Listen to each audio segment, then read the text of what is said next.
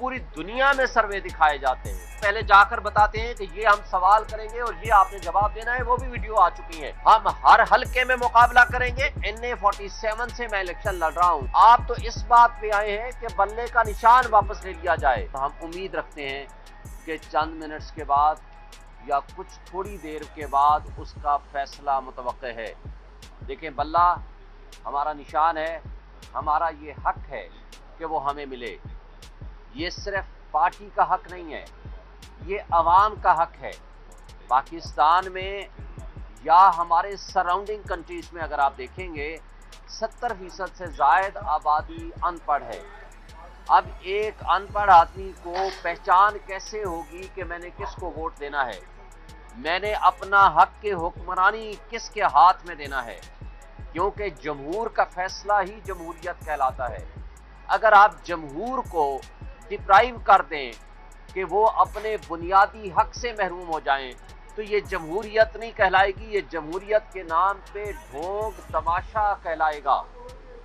Justice Ejaz Anwar Peshawar high court के जज साहब ने बड़ा अच्छा सवाल किया जिसका कोई जवाब नहीं था।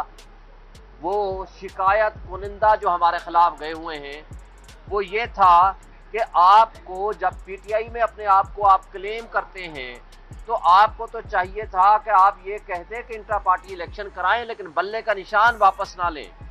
आप तो इस बात पे आए हैं कि बल्ले का निशान वापस ले लिया जाए।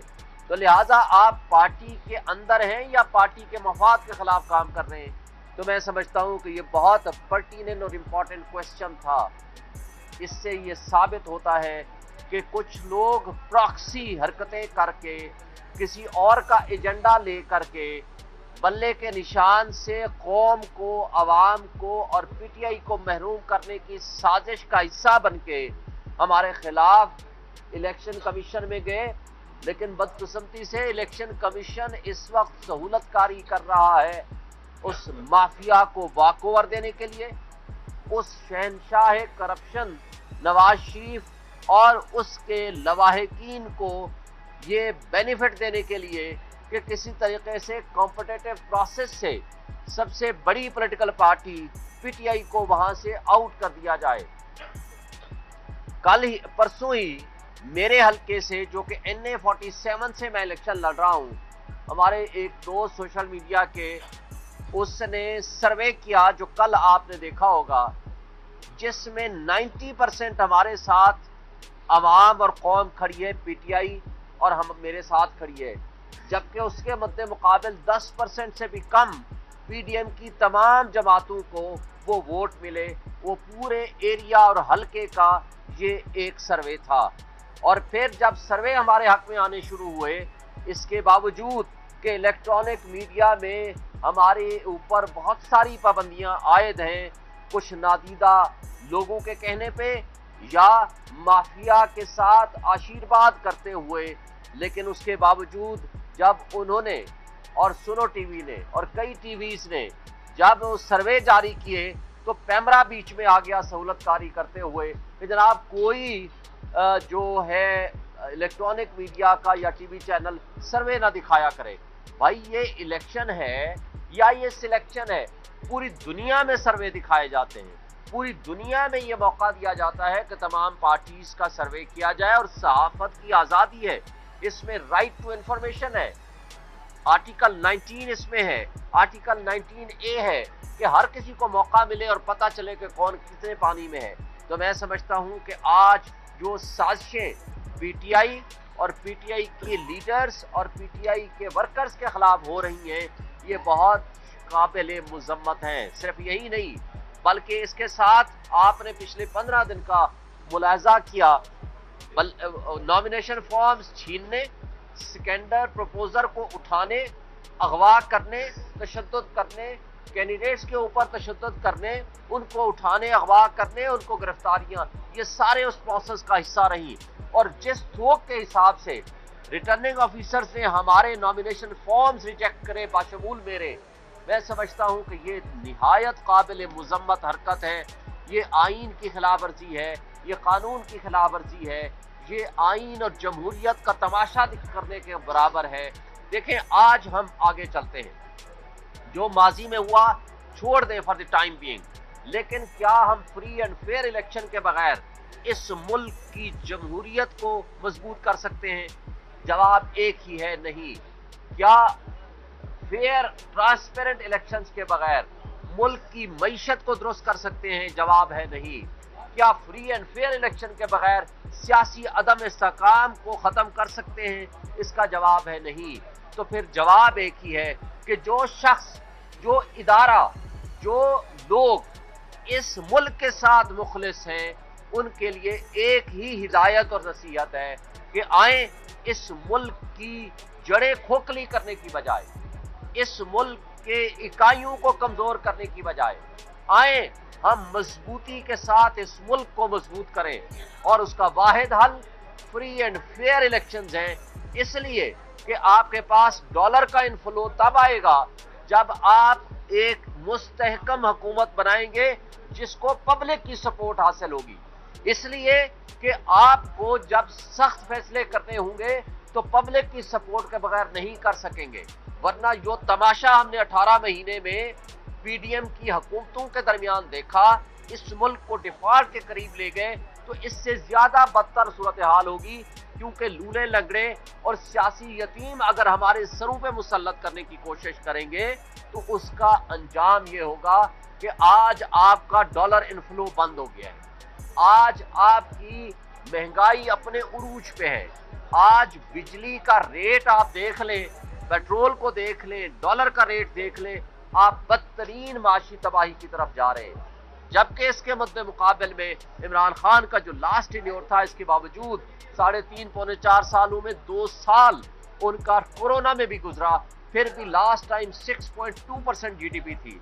उस वक्त 24 बिलियन डॉलर का आपके पास रिजर्व था और डॉलर इनफ्लो था, इसलिए कि ओवरसीज आपके ऊपर तब इन्वेस्टमेंट करने के लिए आएगा जब यहां स्ट्रांग जमहूरी हुकूमत होगी। इसलिए कि जिस शख्स के या जिस पर्सनैलिटी के या जिस पार्टी के लीडर के पैसा बाहर पड़ा होगा, जिसकी इन्वेस्टमेंट बाहर होगी, तो वहां किस मुंह से वो उनको कहेगा कि अपना पैसा लेकर आए, यहां आकर इन्वेस्ट करें? वो कह नहीं सकता। इसलिए मैं समझता हूं कि पीटीआई के साथ आज 80 से 90% आवाम खड़ी है और इमरान खान वाहिद लीडर है, विजनरी लीडर है, जिसके ऊपर ओवरसीज 100% ट्रस्ट करते हैं। आज वो अपना पैसा लेकर यहाँ आएंगे, इन्वेस्टमेंट करेंगे, तो हमारे मुल्क को तरक्की मिलेगी, हमारे मुल्क की माशी बेहतरी आएगी, मुल्क में सियासी अदम इस्तेहकाम कम होगा और हमारे मसाइल कम होंगे। वरना ये नेशनल सिक्योरिटी भी एट रिस्क एंड कास्ट हो जाएगी अगर खुदा न खास्ता इसी तरह एक शख्स इमरान खान की दुश्मनी में तमाम इदारों को यरगमाल बना लिया गया है और तमाम इदारे बांदी बन के माफिया के सामने सरनिगू होकर खड़े हुए हैं। और यह काबिल अफसोस बात है, इससे हमारे मुल्क को नुकसान होगा, हमारी मईशत को और 25 करोड़ आवाम को नुकसान। शोएब शीन साहब बताइएगा, ना बल्ला मिल रहा है, ना विकेटें मिल रही है, ना पिच मिल रही है, ना फील्ड मिल रही है, ना लेवल प्लेइंग मिल रही है, छक्का मारते हो तो पीछे स्टंप आउट हो जाती है। ये कश्ती खबर फंसी कैसे निकालेंगे?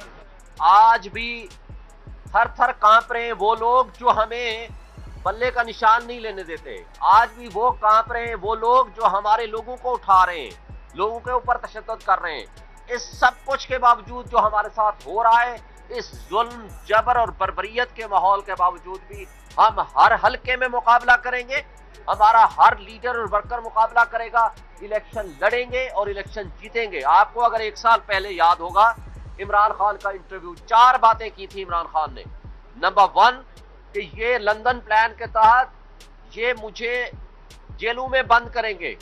नंबर 2 नवाज शरीफ को लाएंगे, उनके मुकदमे खत्म करेंगे और उसको अहल करेंगे।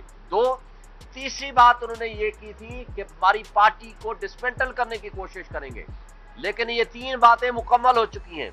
चौथी बात की थी कि उसके बावजूद हम इंशाल्लाह इलेक्शन जीतेंगे और आपको 8 फरवरी को नजर आएगा कि हम इलेक्शन जीतेंगे। साहब, इलेक्शन में 1 महीने से भी कम टाइम रह गया, कहीं कोई सियासी सरगर्मी मुल्क में नजर नहीं आ रही, ना कोई लीडर बाहर निकल रहा है, ना कहीं से वर्कर बाहर निकल रहे हैं।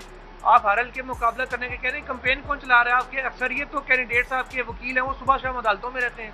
कैंपेन हल्के में आज आपको मैं बता रहा हूँ, मैं खुद कैंडिडेट हूँ, मैं अदालतों में भी होता हूँ, मैं हल्के में भी होता हूँ। अल्हम्दुलिल्लाह मैं जिस हल्के और जिस एरिया में जा रहा हूं लोगों की मोहब्बतें इतनी हैं, वोट इमरान खान का है, वोट पीटीआई का है, वोट नजरिए का है। हम पूरे पाकिस्तान में कैंपेन भी चलाएंगे, लोगों के पास जा भी रहे हैं और जाएंगे, इंशाल्लाह आपको रिजल्ट बताएगा। सर्वेज के ऊपर तो पाबंदी है, लेकिन रात को जो गरीदा फरूकी साहब की एक वीडियो लीक हो रही है और वो मुस्लिम लीग नून के हल्के का सर्वे कर रही है और वो लोगों के साथ एंगेज हो रही है कि बात कैसे करनी है, उनके सर्वेज के ऊपर कोई पाबंदी नहीं है और बाकी जो दीगर चैनल है उनके ऊपर पाबंदी है क्या? हाई कोर्ट ने ऑर्डर कर दिया है कि अब आप सर्वे कर सकते हैं और सर्वे चला भी सकते हैं, लेकिन दूसरी बात कुछ सहाफी हजरात पीएमएलएन को सपोर्ट करने के लिए पहले जाकर बताते हैं कि ये हम सवाल करेंगे और ये आपने जवाब देना है, वो भी वीडियो आ चुकी हैं। ये काबिल अफसोस है, ये सहाफत नहीं है। इसके अलावा जो कुछ हो सकता है मैं वो अल्फाज इस्तेमाल नहीं करता। Thank you. बल्ले के हवाले से पेशावर हाई कोर्ट में अभी तक डिसीजन नहीं आया, जबकि यहाँ पर भी आपने पिटीशन वापस ले ली है। आप पूरा एतमाद है कि आपको पेशावर हाई कोर्ट से अच्छा फैसला?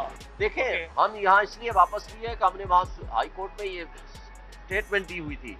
इंशाल्लाह हम उम्मीद रखते हैं कि वहाँ से हमारे हक में फैसला आएगा, और अगर खुदा न खास्ता कोई इशू हुआ तो हमारा सुप्रीम कोर्ट का दरवाजा खुला है, हम दोबारा यहाँ आ जाएंगे। वो इंटरिम ऑर्डर के खिलाफ ऑर्डर था जो आपने वापस लिया। Thank you.